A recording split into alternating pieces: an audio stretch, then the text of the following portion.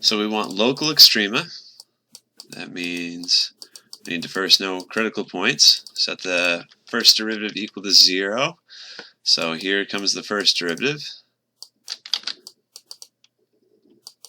And if you're not sure where that came from, look, that's 3 times 1 over 4x, but then because of the chain rule, we've got to multiply that by the derivative of the innermost function. So that's the second term. That's where that came from. We set the, 0 would be a potential critical point because that's where the derivative fails to exist, but that's outside of our interval. So set this first derivative equal to 0 and solve. Get 2 equals 3 over x, so get 2x equals 3.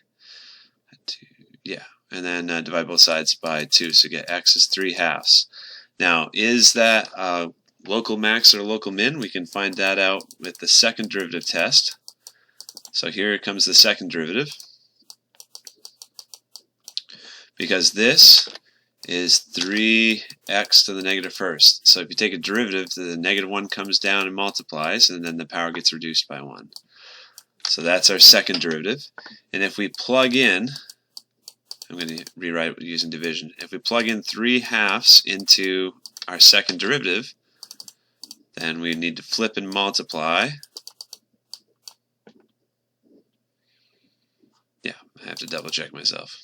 So those could simplify, so we get negative 4/3. It's negative, that's the big point. So if your critical point is negative, that means you have a local maximum. So it looks like x equals 3/2 is a local maximum on that interval.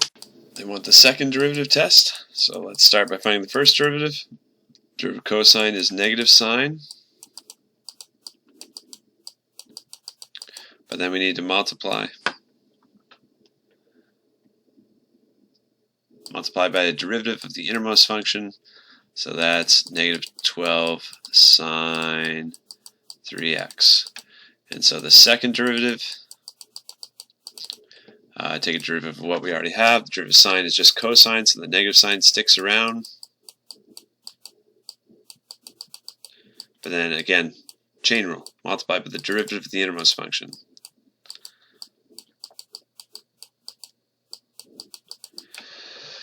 Okay, we got the first and second derivative. If we're asked to find points of local extrema, then we need to know the critical points on this interval. So we need to know what it would take to make the first derivative equal 0.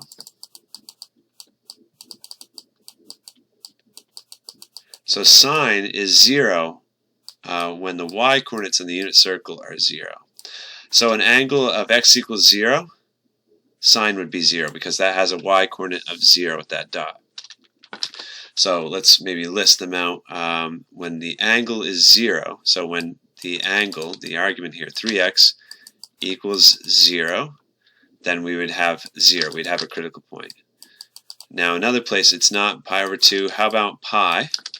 When the when sine of an angle equals pi, then we're also going to have another 0. So we're solving for x to figure out what it would take so that if we plug in a number for x, we get out sine of pi. That's what this equation does. And then any other zeros just keep happening the same rotation. If you had a full rotation, 2 pi, or 3 pi, or 4 pi, or 5 pi, I think you get the idea, right? So if you solve each of these, we get x is 0, x is pi over 3, x is 2 pi over 3, x is pi. These, except for the x is 0, those are all within the interval, so maybe we need to expand this a little bit more. We need to find all the x's on this interval that are critical points. So 5 pi, and here's where we're going to stop.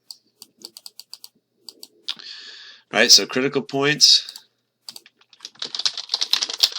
for this function. We found x equals 0. We're going to exclude because it's using a parentheses.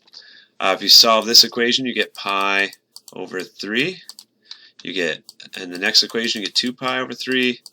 And it keeps going until you have 6 pi over 3. Actually, we need to exclude this one because 2 pi has a parentheses around it as well. So 5 pi over 3 is the last critical point. Okay, so what that means is those are critical points. They are potential max or mins.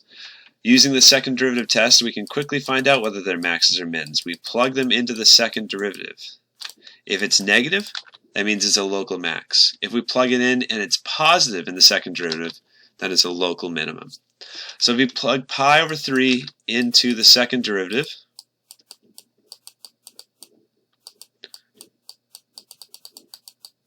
three times pi over 3 just gives us pi.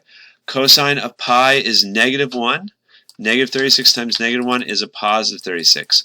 So this would be a local minimum because the second derivative is positive. Okay, and then you're going to keep doing the same thing with all the other ones. So this is probably where I'm going to pause the video, but I'll do one more, I guess. 2 pi over 3, if you plug that in for x, 3 times 2 pi over 3 gives you 2 pi. Cosine of 2 pi gives you positive 1 because it's 1 on the y-axis. So negative 36 times positive 1 gives us negative 36. This has a negative second derivative. So that means it's a local maximum.